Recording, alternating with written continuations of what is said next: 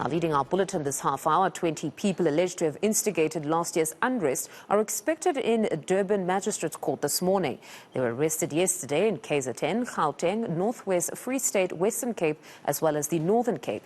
They face charges including conspiracy to commit public violence, incitement to commit public violence, and incitement to commit arson. Senior reporter Dasen Thathiah has more on the story and joins us now. Good morning, Dasen.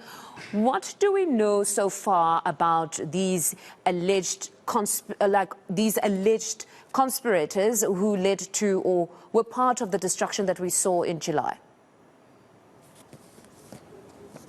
Funda, well, we're being assured that the people that will appear in this court this morning are some of the architects of that violence that we saw last year in July. And that's an important distinction to make because there are generally two types of arrests that we've been seeing during these investigations. The one is relating to those people that were seen or believed to be looting or setting fires to the properties that we witnessed last year. And there are others who were almost behind the scenes working on social media and through other means to orchestrate this coordinated effort to cause the kind of chaos that we witnessed. And it seems from talking to the Hawks this morning that the group that is here is more of those that are involved in the incitement. Now, this comes in a week where we also saw that there were two other people that were convicted for public violence relating to the unrest. They were sentenced to 5 years each. So it's certainly a critical week for those investigations that we are seeing.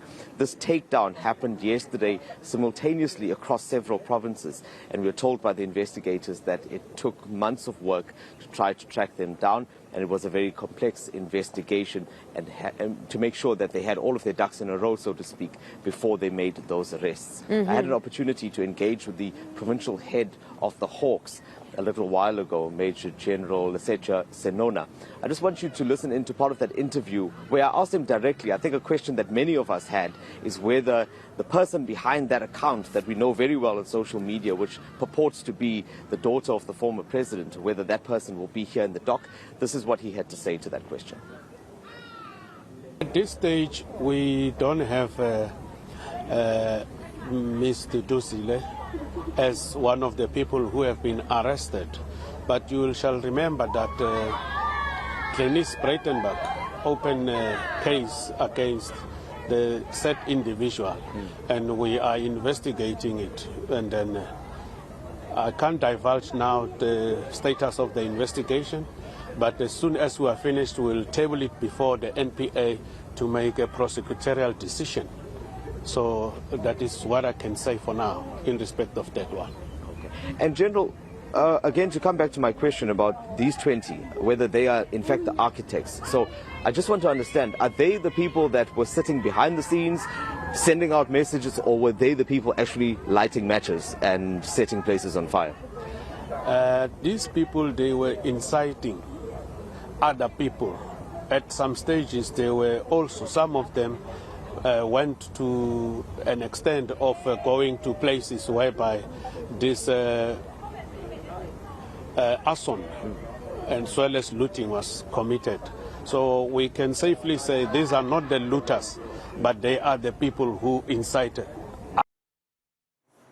Dasen, it will honestly be interesting to hear if they have evidence beyond that which we saw on social media, where we saw others mobilizing or telling some to take to the streets, because one would think if it's just those social media type of posts, then there's very little to go with. It's also one of the questions that we raised with the Hawks, asking them if they believe in the strength of the cases that they have against these people. We were assured that they have an extremely strong case. You'll know that there was a lot of public criticism about the pace of the investigation and how long it's taken before we got to this point. And the Hawks defending that, saying that they had worked with other entities, other law enforcement entities, including the NPA as well, to ensure that they made sure that they had strong cases against these individuals. They won't divulge all of those details beyond what it is that we know, for example, those WhatsApp groups and those social media posts, but they insist that these people were those that were orchestrating, or these were some of the people that were orchestrating the July unrest. We will be watching closely to see what emerges in court, and hopefully we'll be able to fill in those gaps that we don't have currently based on the conversations we've had with the investigators. But I'm sure they're most pleased with themselves, at least that there's progress, because somebody must be held accountable. I mean, the country lost billions, so it must be seen that something is done about that, where we can't just lose so much money and nothing happens and nobody's held accountable.